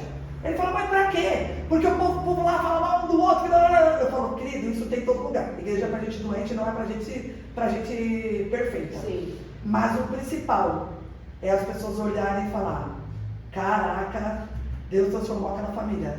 E não pelo dizer. Porque assim a gente começa a ver vários fatores, né? Dentro de casa meus pais eram uma pessoa, na minha casa era outra. Eu via meus pais dentro da igreja pregando uma família bonita, mas quando eles chegavam dentro de casa tinha briga. Eu estava dentro da igreja, mas eu tinha um buraco dentro de mim. Eu estava dentro da igreja, mas o meu casamento estava uma merda. Eu estava dentro da igreja, mas eu tive meus filhos e eu não sabia o que era isso, porque eu estava buscando cobrir um buraco que tinha dentro de mim através dos meus filhos, porque eu achava que eu estava dentro da igreja, mas eu tinha um buraco. Então eu vou casar, porque eu supro esse buraco. Casou, não supriu. Eu quero. Então agora o que falta é um filho. Então eu vou ter um filho que esse buraco vai ser coberto. Cara, não. E assim, Ana, ninguém casa para fazer o outro feliz. Sim. Se você não é feliz, ninguém. Você não pode fazer o outro feliz quando você não é feliz. Né? Então assim, eu também escutei isso no dia do meu, em alguns momentos do meu casamento, tipo, quando você casa, você se omite para fazer o outro feliz. Como, gente? Você só vai dar o que você tem. E se você não tem, como é que você dá? Então, assim, é umas coisas meio que socialmente, ou nossas crenças limitantes vão trazendo pra gente, né? Sim. E eu lembro uma vez também que quando eu fui me batizar, você sabe que eu sou de uma família católica, né? Uhum. E eu sou a única que foi pro protestante, mas eu não carrego placa, eu carrego Cristo, né? Como eu estava falando para você ali fora, eu vi um rio de uma senhora de quase 90 anos falando, ser evangélico não é estar em Cristo, ser católico não é estar em Cristo, ser umbandista não é estar em Cristo. Então é a gente parar com essa ideologia de religiosidade. Quem é você em Cristo? Não é quem é você dentro da igreja, não é quem é você dentro do evangelho, não, é quem é você em Cristo. E assim, e quando eu fui batizar, Jesus falou para mim assim, o Espírito Santo falou para mim, ó, descerá sobre as águas e quando você retornará, será serva. Cara, e assim, isso aqui é um meio da onde a gente compartilhar dos milagres de Deus. Eu sou um milagre. E hoje eu estou hoje de frente com uma pessoa que é um milagre. Sim. E isso, cara, não há nada na vida que pague. Sim. É saber que, falar, pô, realmente, Cristo na vida das pessoas, Ele vem, Ele transforma, Ele nos qualifica, Ele nos levanta, Ele nos restitui. Ele restitui a tua família, Ele restitui primeiro você e depois tudo isso. E o mais engraçado de tudo que você viveu, Ana, depois de ter descoberto que o teu filho é autista. Como que foi isso para você? Ah, tá. Então, eu desde pequenininho eu vi algumas coisas diferentes, assim, porque o Matheus sempre gostou de estar no meio das pessoas, vamos sair, e o Miguel não gostava de estar assistindo na minha casa. O Miguel ia pro quarto, o Miguel não era muito de falar, né? Tanto é que eu levei ele até no oftalmo para ver, no otorrino, para ver se ele não ouvia direitinho, e a médica falou assim, olha Ana, ele tem bastante secreção no ouvido, aí eu fiz a cirurgia no ouvidinho dele e tal, e aí ele falava só poucas palavras, mamãe, papai, né? Mas eu sentia que alguma coisa nesse menino não era igual, eu colocava muito o Matheus e o Miguel. E aí eu peguei e falei, vamos fazer uns testes, né? Levei ele numa neuro, a neuro pediu uns testes para ele. E eu pensei que era um TDAH, eu pensei que era uma coisa, mas quando eu soube que ele tinha um diagnóstico de autismo, eu sofri muito, eu chorei muito. Como que eu vou lidar com um menino dessa forma? Aí, mais uma vez, não é que eu me senti culpada, mas eu pensei, como que eu vou cuidar desse menino? Aí, ele tomava uma medicação que eu não gostava, a gente trocou a medicação, ele tomava risperidona, fazia ele engordar um pouquinho e tal, eu falava assim, não sei que está risperidona na vida do meu filho, ou ele passa com outro médico, ele toma remédios mais naturais, né, tanto agressivo. O dele é suporte 1, né? Suporte 1, né? Na escola ele dá trabalho sim, ele sabe as letras, ele sabe ler algumas letras, mas ele fala para a professora que não sabe. Só que em matemática ele é muito bom, em inglês também ele é muito bom, né? Então assim, foi difícil. Eu acho que eu passei uma semana na minha vida chorando, porque até então, depois que eu comecei a fazer a psicologia, eu comecei a ter toda a entrevista, vamos fazer uma gestação. E a minha gestação com ele foi toda aquela bagunça. Falei, será que o Miguel é autista por causa de tudo isso? Porque você fica se perguntando. Sim. Hoje em dia, eu coloquei na minha cabeça que ele é autista, que ele vai ter uma vida normal se eu levar ele para fazer o tratamento certo, que ele vai ser uma criança. Ele é uma criança normal, sim, mas ele tem algumas na verdade é um transtorno, eu falo assim, ó, o transtorno nada mais é do que um transtorno para a pessoa. Sim. Então assim, o que é o transtorno? É a dificuldade de entender ou de fazer algumas coisas. Sim. Então umas coisas ele vai fazer muito mais com excelência do que nós, sim, né? Sim. E outras coisas ele vai fazer com dificuldade. dificuldade que, na verdade, se a gente for analisar hoje qualquer ser humano, ele tem também isso, gente. Né? Então, assim, é uma coisa, ele ser o suporte 1, né? A gente entende que ele vai ter uma vida normal, ele vai ter uma vida normal, né? Claro, tem que ter os tratamentos, tem que ter os acompanhamentos, mas ele pode ter uma vida normal, né? Sim. Eu costumo falar que ele tem um quê de inteligência maior que o meu. Exatamente. E assim, vamos supor, parece que a mente dele não bate com as nossas. Assim. Só que assim, eu tento entender, que nem esses dias ele estava muito bravo com a escola, não aguentava mais com a escola, toda hora perguntando para mim quando que acabar as aulas. E eu recebi uma ligação da escola falando assim, Luizinho, eu preciso conversar, que o Miguel chegou no amiguinho dele e falou assim, vamos botar fogo na escola? Uma criança de 9 anos querendo botar fogo na escola, porque eu acho que na cabecinha dele assim, se eu botar fogo na escola, vai ter mais escola, eu preciso ir, né? E assim, eu não posso chegar nele e falar assim, Miguel, me ligaram da escola hoje e falaram, ele vai surtar. O que eu fiz? Eu tenho que entrar na mente do Miguel. Falei, Miguel, deixa eu te contar o que aconteceu na faculdade hoje, menino. Eu tenho que te contar porque, olha, eu tô assim, ó. A gente estava lá em aula, de repente soltou o som de que estava pegando fogo na faculdade. Aí, eu fiquei desesperada, porque eu pensei assim, meu Deus, eu tenho filhos, como que eu vou sair daqui? Aí ele assim, ele quis trocar o assunto, eu falei, não, fica aqui. Miguel, já pensou uma escola pegando fogo? Quantas crianças, quantas mãezinhas iam morrer? Eu tive de entrar no psicológico dele, para ele entender que aquilo, sabe? Então, assim, às vezes eu tenho que achar historinhas para ele entender que aquilo que ele está fazendo está errado. Né? Que nem no Ministério Infantil, ele não suporta ficar no Ministério Infantil da igreja. Né? Aí, vamos supor, ele fala, mãe, eu não gosto de acordar cedo. Tá, Miguel, vamos começar a ir mais à noite. Ele não fica no Ministério Infantil porque ele fala que é muito barulho, não adianta abafador que ele não quer, entendeu? Então, assim, o que eu tenho que agora trabalhar muito com ele, que agora ele gosta muito de videogame, ele gosta muito de celular, eu tenho que tirar um pouco porque vai voltar às aulas, não vai poder levar celular para a escola mais, sim, né? Eu vi, graças a Deus. Graças a Deus.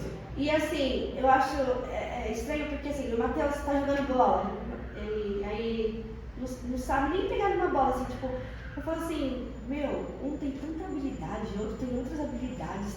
Lidar com duas crianças diferentes é bem complicado. O Rodrigo tira de letra. O Rodrigo é não, sim. É que na verdade a gente mãe, a gente já tem uma mania de comparar. Sim. A gente já tem uma mania de comparar, né? Sim, sabe assim, você pode ir a algum lugar, eu quero um suco, não, eu quero um refri. Você vai beber suco porque o Rodrigo fala, você vai beber suco porque a gente pediu suco. Eu não, eu já quero fazer as vontades dele. Então assim, a psicóloga mesmo dele já falou, para de fazer as coisas pra ele. Porque pra mim ele é meu bebezão. Ele usa cordão? Oi? Ele usa cordão?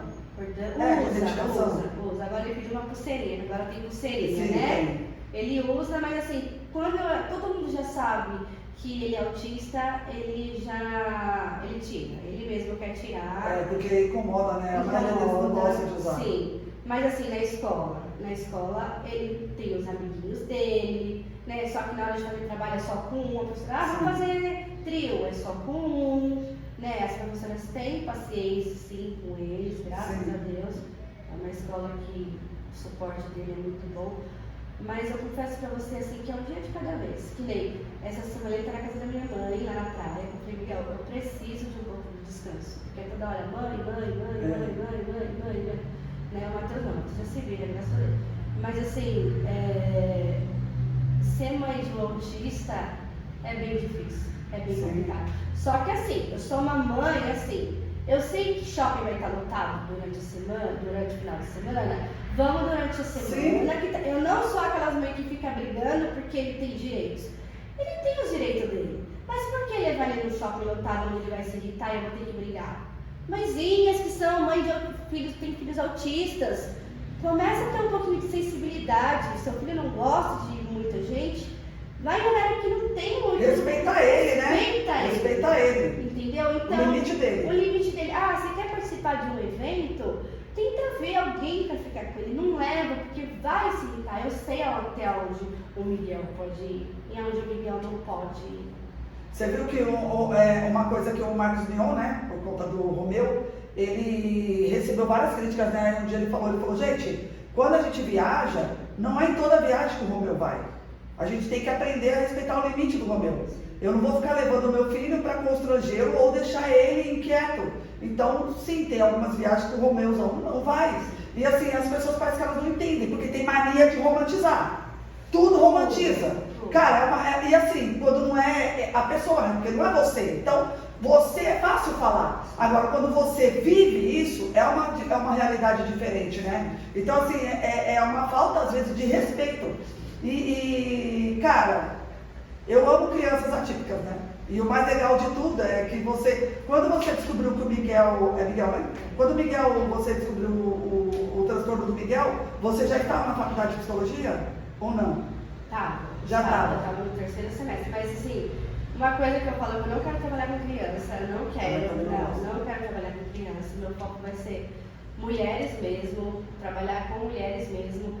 Meu foco, agora, eu tento, claro, eu leio bastante, pego os livros para ler, para me entender, tentar entender mais a mente dele e tal, embora cada autista tenha o seu, né, tem o seu aspecto, tudo certinho, mas eu tento entender meu filho, eu tento colocar ele em lugares onde eu sei que ele não vai ter preconceito. Já aconteceu que um dia a gente estava no parquinho e duas crianças falaram para ele assim, nossa, você é muito feio. E eu ensinei ele, falei assim, sério? Você me acha feio? Eu nem te conheço, não estou nem aí o que você pensa. Já estou ensinando ele, porque não vai ser sempre que ele vai estar comigo. Sim. Né? Então, assim, o que as pessoas pensam sobre ele, o que as pessoas falam sobre ele, eu já ensino ele nem se importar. Né? Igual você falou, a gente tem uma mania de romantizar, que vai ser um casamento romantizado. Gente, casamento não é para qualquer um. Sim. Ter filhos não é para qualquer um. Por que a gente precisa casar se a gente não quer casar? Hoje em dia eu super entendo. Quem não quer casar, tá bem, ótimo. Quem não quer ter filho, ótimo, não tenha. Sabe, o que não pode é você fazer e depois não querer mais. Sim. Entendeu? Verdade. Então, assim, nada é romântico. Uma vida com Deus não é romantizar. Não. É você deixar o seu eu para viver uma vida que não é fácil. Sim, é porque eu falo assim, a palavra de Deus fala, né? O seu inimigo não lutais contra os seus irmãos, mas contra a potestade que está sobre você. Que é o quê? Somos nós mesmos. Né? Nós mesmos, a gente tem que lutar todos os dias contra nós. Não é contra o outro. Então eu falo assim, olha, se você chega num lugar, a pessoa não te cumprimenta e você se sente mal, por que você está se sentindo mal? Peraí, mas então o outro não te cumprimentou, o que o outro não te cumprimentou, problema do outro, o outro está com problema. Agora, se você se ficou tão ferida, por quê? Sinal que você está ferida com alguma coisa. Exatamente. Vai se tratar. Então assim, é uma área que você está entrando, né? Eu tenho a formação já em psicanálise e hipnose. E vou ter a formação da psicologia clínica. Mas assim, é uma coisa que eu falo, cara, é uma área que a gente entra, que a gente tem que estar muito bem tratada. Sim. Muito bem tratada. Em todos os aspectos. Físico, mental e espiritual. Não adianta. É claro que dentro da ética a gente não pode falar sobre religião dentro da nossa área, né? Porque você sabe que isso é uma dela, a crença dela, não é sua. E a gente não tem que trazer o nosso problema para o meio. Mas é uma situação que a gente olha e vê quantas pessoas, elas querem sair do martírio que estão, mas elas não querem passar pelo processo. Aí dentro do conceito religioso, dentro do conceito espiritual, a gente fala, né? Ninguém vive o processo sem passar pelo processo. Ninguém vive o propósito sem passar pelo processo. Exatamente. É igual você fazer uma faxina. Você tem que tirar tudo do lugar. Sim. Tudo. Aí depois você vai, você tem que arrastar sua face, tem que se esforçar. E de repente está tudo arrumado. E uma vida com Deus é isso. Você vai precisar. Se você querer uma vida séria com Deus, você vai ter que deixar o seu. Aqueles pecadinhos gostosos. Pecado é pecado, né, gente? Exatamente. E não é que você vai. Você pode até ser curada, mas vai chegar uma hora que você vai. Não, eu não vou fazer isso, porque agora eu perdoei igual o perdão. Todo mundo fala do perdão. Ai, Jesus pede pra gente perdoar porque é um dos mandamentos. Ok. Eu sempre vou muito ao fundo. Tá, ok, eu perdoei. E depois do perdão? Como que eu vou tratar esse perdão? Né? Então, assim, tipo, quando estava acontecendo todas essas coisas comigo, a minha pastora me ensinou assim. Quando eu vim falar, eu já perdoei e isso não me pertence mais. E eu falava isso todos os dias, sabe? A gente tem mania, que nem a história da Ana e da Penina, da Igdalda. A gente tem uma mania de achar que a Penina era que maltratava a Ana e a Ana era coitadinha. Não, a Ana não era coitadinha e nem a Penina era coitadinha. A gente tem um pouco de tudo, tem um pouco de Ana, tem um pouco de Penina, e a gente tem que falar assim, não, peraí, mas por que eu tô tratando aquela pessoa assim? Sabe, eu vou te falar uma coisa, a partir do momento que eu me coloquei diante, eu não vou mais criticar pessoas, porque as pessoas vivem da maneira que elas querem viver, independente se elas são cristãs ou não. Sim. Entendeu? Eu sempre vou dar bom dia, boa tarde, boa noite, eu vou ser educada, independente se elas vão ser ou não. Não é sobre elas, é sobre mim. Então tem vezes que a gente tem que conversar com a gente mesmo. Entendeu? É claro, nós somos seres humanos, a gente fica magoado, mas por que fica magoado? Ai, isso tá lá. Sim. Ai, meu, não vai acrescentar na minha vida. Não vai acrescentar na minha vida. E depois de tudo isso, olha, depois que todo esse processo aconteceu, eu tenho um relacionamento tão gostoso com meu pai, com minha mãe, com meu sogro, com a minha sogra, sabe? Então, assim, eu tenho carinho por eles de verdade mesmo, sabe? Se eu vejo uma pessoa gordinha na rua querendo dar de cropped, ande, você tá feliz? Ande, seja feliz e que se dane para os outros, tá precisando de você. Com certeza. Entendeu? Você quer pintar seu cabelo de preto, de branco? Faça o que você quiser, cara. Se não estiver afetando o outro, qual o problema, né? Qual o problema? Exato. Sabe? E infelizmente nas igrejas tem muito isso. Tem. Sabe? Você tem que ser a Santa Rona. Não, você não precisa, você tem que buscar a Deus. Ele vai te dar. Não estou conseguindo, vamos caminhar junto, vamos fazer curso, vamos estar mais junto, vamos fazer um discipulado, sabe? Vamos buscar o conhecimento, né? E a experiência, né, Ana? Experiência, sabe? Eu fiz o tratamento, lembra que a médica tinha falado pra mim, né, que era pra eu passar. Eu fiz tratamento de cardiologista por muitos anos, até que um dia eu fui tão curada com tudo isso, que a médica falou assim, eu não estou entendendo, seu coração voltou ao normal. Eu não tomo mais um remédio de cardiologista, porque eu fui me tratar, eu fui me cuidar, eu fui me curar. Sim, verdade. Eu fui curada. Aí eu sempre falo assim, cara, o que te cura é a sua fé com a sua ação. Sim. Né? E outra coisa, a ação era sintomático, né? Porque como você tinha buraco, você passou por tantos transtornos, isso só piorava o seu estado físico. Quando você se liberta de vários sentimentos, automaticamente também vai somatizar sobre o seu estado físico. E aí a gente obtém a cura. Isso é lindo demais mesmo. É muito gostoso. E eu passo muito isso para meus colegas da faculdade, eu passo muito isso para as pessoas que estão caminhando comigo. Errou, tá tudo bem, levanta e vamos embora. Sim. Nossa, mas você tá brigando por causa disso. Calma. Respira fundo, tá tudo bem, foi só isso. É se superar, né, Ana? Eu costumo falar, cara, eu não tenho que superar o outro, eu tenho que me superar. E me superar é muito mais difícil do que superar o outro. O outro eu pego, eu não quero viver com a Ana. Beleza, eu abro a porta, vou embora e nunca mais te vejo. Esqueci de você. Mas não querer viver comigo mesmo, não tem como. Porque eu sou eu. Então, assim, é uma coisa bem complicada. Mas, Ana, eu adorei o papo, gostei de verdade, achei maravilhoso, assim, o seu testemunho. E, assim, pra mim, eu aprendi muito hoje que a caminhada que eu tô é a certa, é a correta. Vivenciar o que eu vivi e ver você falando é muito semelhante ao que eu passei, o que eu vivi. E as lutas não terminaram. Elas vão continuar e perpetuar até o nosso fim, até a hora que chegar a nossa senha. Eu falo, até a hora que chegar a minha senha, eu tenho que aprender, eu tenho que crescer, eu tenho que evoluir e tenho que me transformar. Todos os dias. Não tem jeito. Eu não estou preocupado se o outro vai ser transformado. Eu estou mais preocupado em me transformar. Aí a gente tem um ponto aqui no podcast, onde a gente dá a palavra à pessoa, tá? Então eu quero que você deixe uma mensagem para todos que vão te ouvir, vão te ver, o que você tiver que falar. Não tem algo específico. Quero que você olhe para lá e fale o que vem no seu coração para as pessoas que vão estar te ouvindo. Então, aí você está com a bola da vez. Olha, o que eu falo, eu acho que eu dou de conselho hoje em dia, é buscar ajuda, sim, quando precisa buscar ajuda. É procurar um psicólogo. Deus deixou médicos, Deus deixou tantos profissionais para nos ajudar.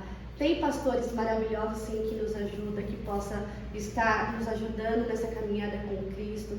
Eu sou uma pessoa que acredito muito no ser humano, eu acredito que o ser humano pode sim evoluir, pode sim crescer, pode sim buscar ajuda e ser vulnerável, sabe? Nem tudo vai ser da nossa maneira, porque se ser da nossa maneira, talvez nem é do jeito que a gente queria. Eu falei tanto de querer casar. Eu casei e achava que ia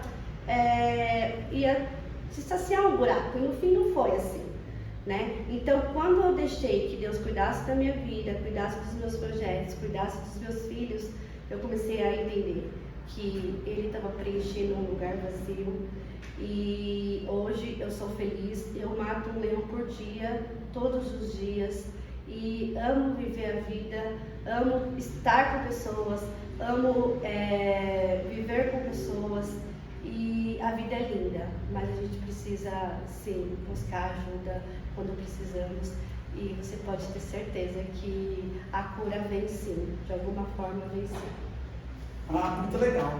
Gente, então é isso. Hoje nós encerramos por aqui, que vocês consigam refletir sobre cada palavra. E você que tem uma história, que também tem um testemunho como o da Ana, que de tantas superações, né? E ainda vamos ter muitas ainda, né, Ana? Mas que você tem uma história, vem compartilhar com a gente. Entenda que a sua história pode transformar vidas. E é isso que a gente está fazendo aqui. Vem fazer parte da corrente do bem. Muito obrigada e beijo a vocês.